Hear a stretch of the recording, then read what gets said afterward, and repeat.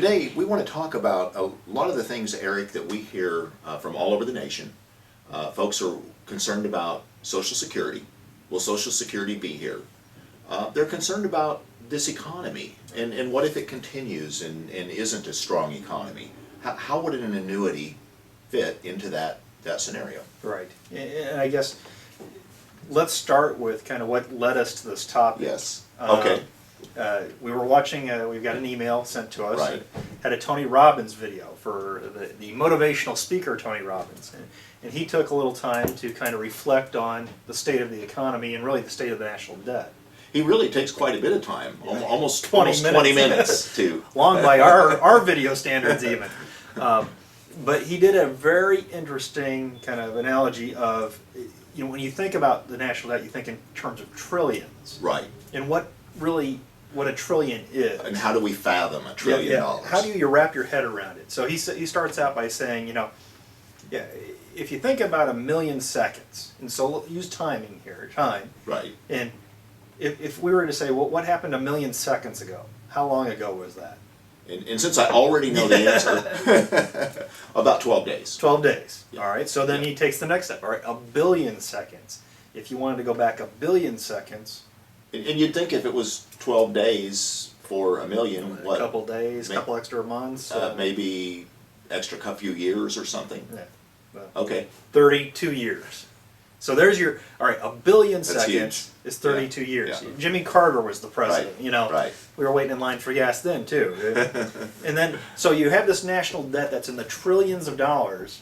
Right. Now, trillions of seconds. Just, all right, now in this case, 1 trillion seconds. Okay. 1 trillion seconds. How long ago was 1 trillion seconds? So if 1 billion is 32 years, Yeah. then we maybe think it would be like maybe if we were stretched out 320 years Yeah, keep or going. 3,200 years. How about almost 32,000 years ago? See, that's when you start to put that in proportion. That's just 1 trillion. That's just 1 trillion, and Now- we're multiple Now trillions. we're in debt how much? Is it 3 trillion? 15 trillion. Yeah, Our national I was debt. gonna say just one Our, year. our budget, is yeah, 3 our trillion. budget is I think 3.9 or Yeah. something, and then about 1,000,002 of that is borrowed money. Right. So to kind of put the whole what started this topic for us in perspective, there you have it. 32,000 years of seconds. Yeah. Well, and let me just say, folks, we'll make the video available. We'll give you a link out to our website with the video on it, and I do think it's worth your time to watch this. It really puts things in perspective. But we wanted to put some things in. I'll perspective. critique it. The first couple minutes are very good. After that, it kind of gets. It's a little long-winded, but it's a good exercise to understand just what we're really up against. And then from there, Eric and I want to put a little perspective on annuities and investments that people are considering in this day and age. Right. When you take into consideration what's going on with our economy, what's going on with the world, you know, how many times have we had to sit here and go, well, what's Greece doing today? You know, are they going to pay their debts? Are they not going to pay their And debts? how's that going to affect our market? Yeah, and then all of a sudden the trickle down is, well, how many of our banks own bonds in Greece or in euros? And if the European Union falls apart, all these things, all this uncertainty in today's global economy, because we're no longer. And we look at Greece, how Greece is affecting all of this, and Greece is one of the smallest economies, you know, on the earth. So not the smallest, but it's a very small economy in relation to industrialized nations. Yeah, and I don't want to say this wrong, but I believe someone once told me that if you took all the cash Apple had on hand, Right. they could actually pay off Greece's debt. There you go. So it gives you a proportion of what Apple is in relation to Greece. But yet all this turmoil globally is caused by a nation the size of Greece. Right. And so So I think that the big question here is, with all of the headwinds that we're going to be facing with our country and its debt, because we said 15 trillion of deficit, right. and the other estimates for the unfunded liabilities, such as Social Security and Medicare, go as high as $120 trillion. So somewhere between 90 and 120 trillion that we owe, and we have to decide, carrying this kind of debt forward, not just in the United States, but all of the European nations, a majority of the European nations have similar problems. it takes time to deleverage. It takes a long period of time. It's a sacrifice. It's difficulty. And so if we look at how this might affect the economy over the next 10 or 20 years, how will an annuity work in a person's portfolio? I mean, or how much of their portfolio should be in annuities? Well, and obviously, we would always say you have to divide and conquer here. Nothing should ever be all in one spot. Correct. You have multiple spots for your allocation. A good portfolio is well balanced. That's exactly right. So it's looking at things that are market related and things that are not market related. Right. You know, and if you cannot stomach the ups and downs, find your investments elsewhere. Right. And that's the secret. It doesn't have to be in annuities necessarily. CDs, money markets, life Correct. settlements, Correct. whatever Correct. Whatever that other bucket may be. Right. Something that's a little less correlated with the markets. Right. And I do find that when we're putting together portfolios and balancing portfolios, that the annuity becomes more of the foundational portion. It's usually more slanted towards the income or future income need or the potential income need. Sometimes it's an immediate income need. Right. But that is where the annuity seems to be well suited. Sometimes safety and growth of assets, but less in that area. Well, and one of the reasons we particularly like an annuity in this kind of market, we believe we're going to have a boom and bust. A lot of volatility. Ups and downs. Right. Now, it's the stair-step approach. It's if that annuity locks in your gains, and here we're talking about fixed indexed annuities. We're not talking about Right. variables. Right. If you lock in a gain and then the market goes up, you relock in the game at your anniversary date or whatever that Typically period. annually, sometimes more, Biannually. further out. But But then all of a sudden, if the market goes down, you're still on that step. you still held where you were that prior year. Right. So then we move straight across on that level Right. step.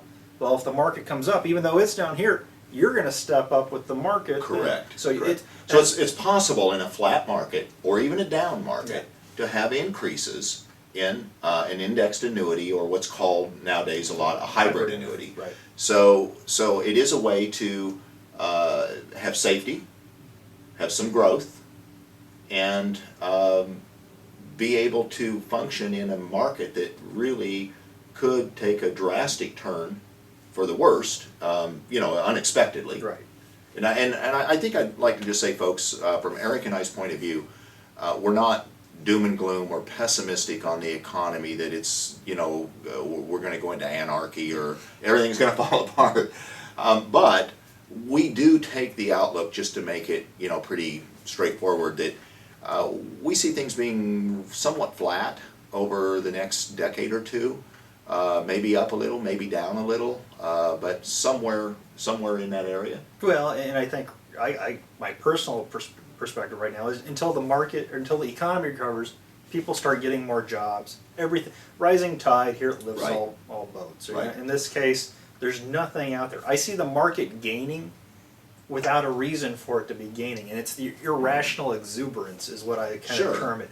Everybody wants the market to go up, so we're all kind of wishing and hoping, and The emotional tide. That's right. it's time for the recovery, and there's been a lot of money pumped into the economy, and into the markets based on quantitative easing and that type of thing. Exactly. So we've pushed it that way, but I don't see a reason for it to keep going. Yes. Unfortunately, and that's my biggest fear right now. I've got a lot of people in the market, and my biggest fear is there's no hope for where we're going to go future. In the next couple months, next couple years, I don't see that continuing. Obviously, the election is going to have some kind of bearing as to which direction we go in the economy. But my biggest fear, in the meantime, we're set for a fall. Right. And I don't want my retirement people that are very close to retirement to experience that. So how do you protect their foundations? Yes. And that's where we do use annuities in that area. And I think what you just described is a very good picture of what we're going to see over and over again over the next decade or two. And that is, we're going to see the market have a rebound. We're going to see it up. Then we're going to see it drop. And what's the net effect? Maybe over a period of 10 to 20 years. We'd all like to think that it's going to be, that 50-year history of the market or 60-year history of 8% average gains. But we've seen one decade from 99 to 2009, we call it the lost decade. Right. So you know, we're just saying that we feel that if this happens, no one can really predict it, but if this happens, that we have a pretty flat market, down market, or slightly up market, that a portion of your portfolio could be well served to be in an annuity. Secure the foundation with whatever vehicle you do. Make sure you're protecting your retirement. Put it in someplace that's not subject to market risk. If you can't afford to lose it, don't put it someplace where it can be lost. Right. And that's the simplicity of kind of the planning stage here. We're not saying the stock market's your only other alternative besides annuities. There are lots of options out there. So do your homework and make sure you're picking the pieces that'll basically serve you best for where you want to go. And I think in answer to our question that we've got up on the monitor today, are annuities best in a struggling economy? I think for a portion of your portfolio, in many situations, not all, but in many situations, a portion of your portfolio, it would be best to have in annuities. And the strange thing is, annuities are going to perform better than typical equity-based options in a struggling economy. Correct. And we haven't even talked about the contractual guarantees of income riders. Maybe we'll save that for another session. Yeah, there you go. Reason to come back next week. Thank you. Have a good day.